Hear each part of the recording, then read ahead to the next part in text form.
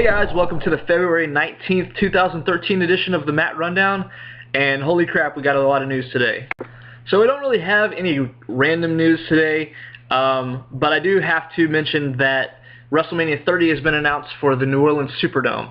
You know, I'm hoping that here, you know, I live in Dallas, so I'm hoping that here in the near future, they'll be coming to Cowboy Stadium for Wrestlemania. I would really love that. But, you know, New Orleans isn't that far, so maybe I'll make the trip down there.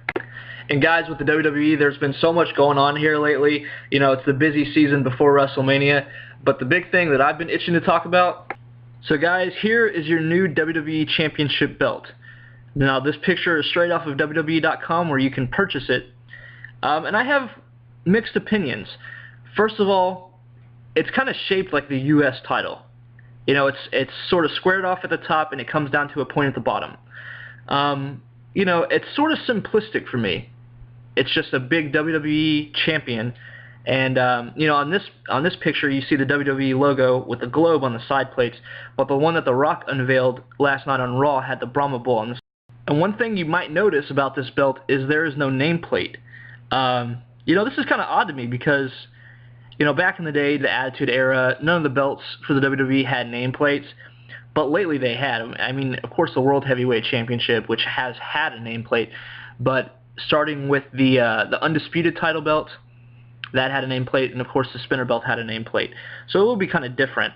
I do like that it says champion instead of just champ. It seems a little too slang for me for a prestigious title to just say champ. But thankfully, it doesn't spin anymore. So that's definitely a plus. But anyway, guys, let me know what you think about this belt because, you know, I'm just one guy. So, you know, it might grow on me, but I want to know what the community is kind of thinking about it. So, guys, there's been talk for a while that, you know, it would be The Rock versus John Cena in the main event at WrestleMania, and then we would get CM Punk and The Undertaker. Well, reports have suggested that The Undertaker is pretty beat up, and he might not be able to go. So what we might get is a triple threat match. That's what it's starting to look like. You know, it's not that far-fetched if there was going to be a screwy finish next week on Raw between the match between John Cena and CM Punk, and somehow it ends up being a triple threat match. You know, for me, I don't want to see The Rock versus John Cena again. You know, we spent all of last year, or not last year, the year before last, you know, waiting for that match at WrestleMania 28. We got it. I don't really want to see it again, at least not this year. But I also don't want to see CM Punk versus The Rock, you know, because we've had that match the last few months. So a triple threat match would be logical at this point, but we'll see what happens. And the WWE is still making Dolph Ziggler look like the most inept wrestler of all time. You know, the dude can't beat Alberto Del Rio. You know, and he was about to cash in his case, and, you know, Ricardo Rodriguez took it and stuff like. I mean, that's pretty idiotic that they can't just ring the bell. You have to have the actual case in order for it to be legit, you know. But whatever. Hopefully that changes soon. But you know, as it stands now, we're gonna have Jack Swagger versus Alberto Del Rio at WrestleMania. I mean, I think you guys can kind of see where this storyline is going. You know, I think it's kind of lowbrow, if that makes sense. But yeah, we'll see what happens. So guys, as far as my Elimination Chamber picks, I didn't do as good as I expected to. You know, I expected John Cena, Ryback, and Sheamus to beat The Shield. That didn't happen. You know, the Shield gets another win on Monday, so they're definitely keeping them looking strong. Yeah, I expected Ziggler to cash in his briefcase on Del Rio. That didn't happen. I believe I picked Chris Jericho to win in the Elimination Chamber match. That didn't happen either.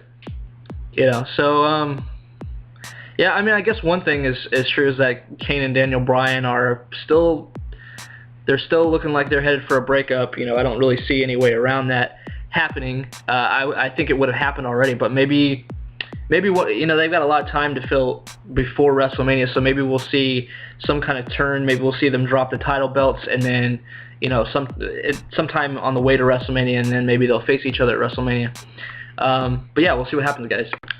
And, next week we're going to have a fight, quote unquote, between Paul Heyman and the supposedly injured Vince McMahon next week on Raw.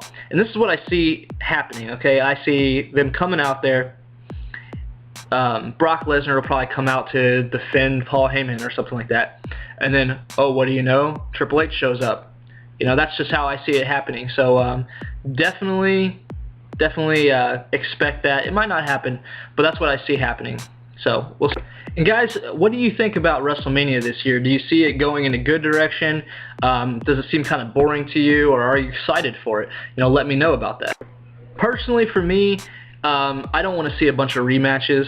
So if the main event is a triple threat, that's cool with me.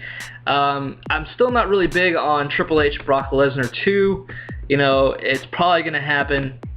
But, yeah, I mean, I'd much rather see The Undertaker versus Brock Lesnar. That's if The Undertaker is even returning. But, we'll see, guys. Oh, and guys, before I forget, I just wanted to mention, I didn't think that this warranted making a full video, so I just figured I'd throw it in here. For those of you that play the WWE games, WWE 13, just so you know, they were, as I made a video before, they were purchased by Take-Two Interactive, the license for the WWE games. So they're going to be publishing the games, Take-Two/2K games, but Ukes, the development studio that actually develops and makes the games, they're still going to be on staff. So the games shouldn't be that different. They should feel pretty much the same. Do you like that? Do you hate that? Let me know. So guys, just a little bit of channel news here. As you know, we are on the road to WrestleMania.